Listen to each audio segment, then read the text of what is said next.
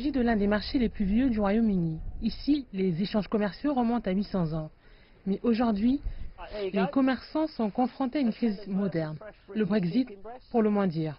Je pense que cela ne va pas seulement nous affecter, le marché, mais le monde. C'est la peur de l'inconnu. Les gens gardent leur argent. Steve Wickenden a voté pour le départ de l'UE.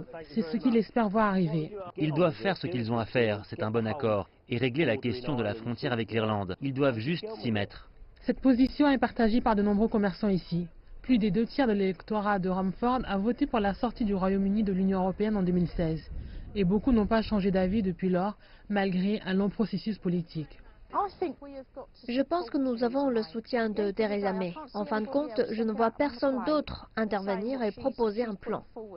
De nombreux analystes ont lancé des avertissements contre les conséquences désastreuses du départ du Royaume-Uni de l'Union européenne sans un accord.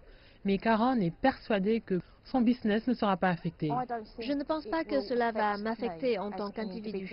Je reviendrai pour travailler, mes clients viendront à moi.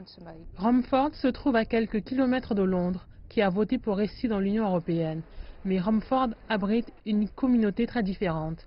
Les Européens vivant et travaillant ici sont très préoccupés par leur avenir. Je pense qu'ils vont voter une nouvelle fois. Je parle des jeunes, parce que les vieux ont déjà voté. Il y a certainement une option différente. Ces jeunes ont émis leurs doutes.